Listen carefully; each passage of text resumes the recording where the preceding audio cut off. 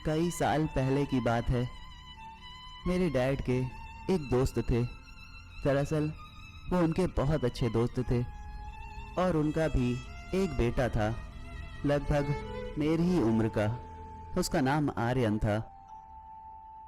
उसके जन्म के एक साल बाद एक हादसा हुआ, एक कार एक्सीडेंट, जिसमें आर्यन के मॉम डैड मारे गए। ये एक ऐसा हादसा था जिसने सबके होश उड़ा दिए थे। खासकर मेरे डैड, वो काफ़ी परेशान हो गए थे क्योंकि आर्यन के डैड मेरे डैड के सबसे अच्छे दोस्त थे।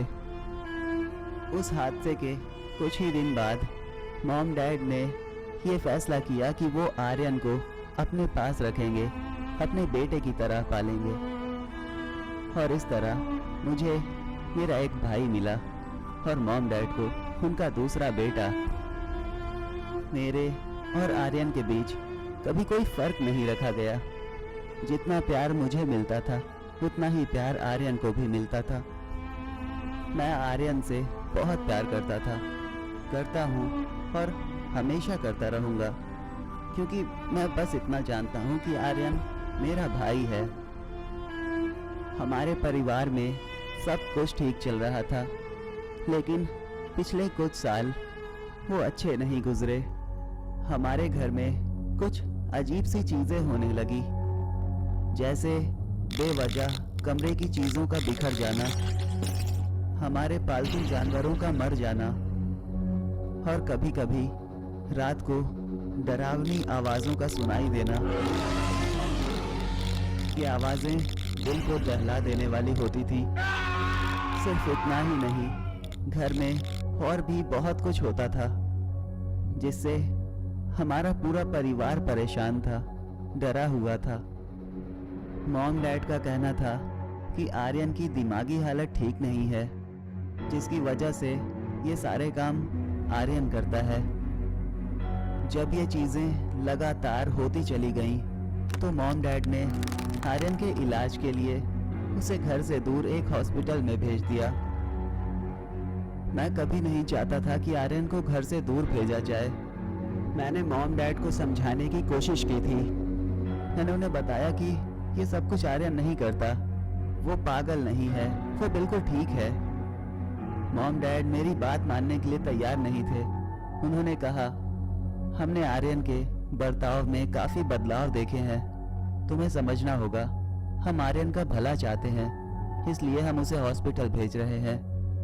जब आर्यन घर से दूर चला गया तो हमारे घर में वो अजीब सी चीज़ों का होना भी बंद हो गया। एक दिन डैड ने मुझे बुलाकर मुझसे कहा कि देखा, मैंने तुमसे कहा था कि ये सारी चीज़ें आर्यन करता है, लेकिन तुम मानने के लिए तैयार नहीं थे।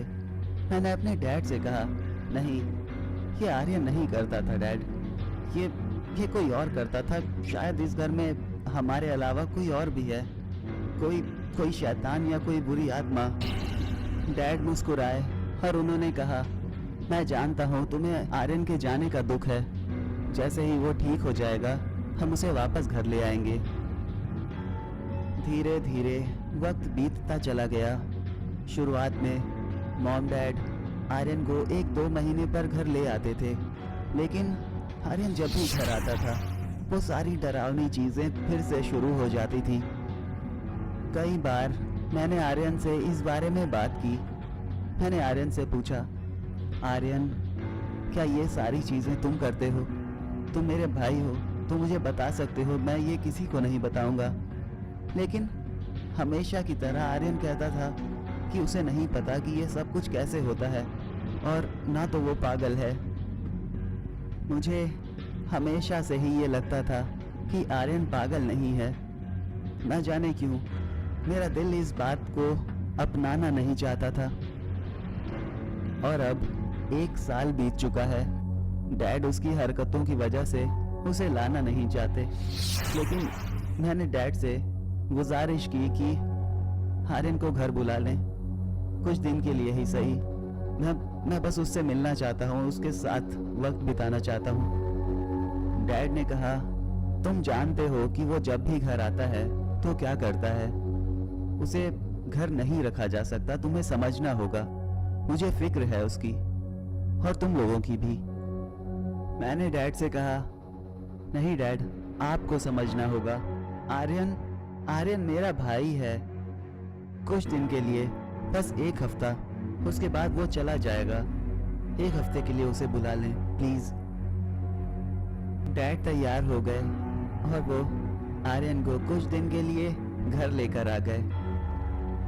मैं बहुत खुश था। आर्यन का बर्ताव भी अच्छा था, हमेशा की तरह, क्योंकि मुझे वो कभी भी पागल नहीं लगा। ये सिर्फ मेरे मॉम डैड को लगता था। जब आर्यन घर आया, उसके 1 दिन बाद ही घर में फिर से अजीब सी चीज़ों का होना शुरू हो गया। रात के वक्त लाइट्स को पता नहीं क्या हो जाता था, अपने आप खराब हो जाती थी और अपने आप ठीक हो जाती थी। समझ नहीं आता था कि ये सब कुछ होता कैसे था। एक रात जब डैड ऑफिस से वापस घर आए तो उन्होंने देखा कि दरवाजे पर कुछ चीजें रखी हुई थी। उन्होंने हम सबको बुलाया, मुझे, आर्यन, मॉम। हम उन चीजों को देखकर डर गए थे, क्योंकि साफ जाहिर हो रहा था कि वो किसी जादू टोने का सामान है। अजीब से छोटे बर्तन और शायद उसमें खून था। और वहाँ पर एक छोटी सी डॉल भी रखी हुई थी और उसमें कुछ अजीब से रंग लगे हुए थे। ये सब देखकर डर लगता था। डैड गुस्से से आर्यन की तरफ देखते थे और फिर वहाँ से चले जाते थे, क्योंकि उन्हें हमेशा की तरह यही लगता था कि ये सब आर्यन कर रहा है। अगले दिन जब मॉम सुबह सोकर उठी तो उन्होंने देखा कि बेड पर उनके कटे हुए बाल थे, जो चारों तरफ फैले हुए थे। ये देखकर वो बहुत डर गई थी। उन्हें पता नहीं था कि ये कैसे हुआ और किसने किया। मुझे समझ नहीं आता था कि ये सब कुछ कैसे होता है और क्यों होता है, क्योंकि मुझे यकीन था कि ये सब आर्यन नहीं कर रहा था। एक रात मैं और आर्यन काफ़ी देर तक बातें करते रहे। हमें वक्त का पता ही नहीं चला और थोड़ी देर बाद मैं आर्यन के साथ ही सो गया। लेकिन अचानक मेरी नींद खुली। शायद रात के 2 या 3 बज रहे होंगे। मैं किचन में पानी पीने के लिए गया था और जैसे ही मैं किचन में गया, मैंने देखा बिल्ली का कटा हुआ सर किचन में रखा हुआ था। उसे देखकर मैं बहुत डर गया था। मैं जोर से चिल्लाया। मॉम, डैड, आर्यन सभी वहां पर आ गए। ये देखकर सभी डर गए थे, लेकिन मॉम डैड ने आर्यन से कुछ नहीं कहा। बस अगले दिन उसे वापस हॉस्पिटल भेज दिया। और इस वक्त मुझे बहुत बुरा लग रहा है, क्योंकि आर्यन के चले जाने पर मैं खुश नहीं रहता, क्योंकि मैं वो नहीं कर पाता जो मेरा दिल करने के लिए कहता है। लेकिन जब आर्यन रहता है तो मैं वो सारे काम कर पाता हूँ जो मैं चाहता हूँ। जैसे बिल्ली का सर काट देना, या फिर बेवजह जादू टोना करने की कोशिश करना, और माँ के बाल काट देना, घर की चीजें इधर उधर फेंक देना, सब कुछ बर्बाद कर देना, और लाइट्स खराब कर देना, जानवरों को मारना। मुझे और भी बहुत कुछ पसंद है जो मैं करना चाहता हूँ, लेकिन मैं पागल नहीं हूँ।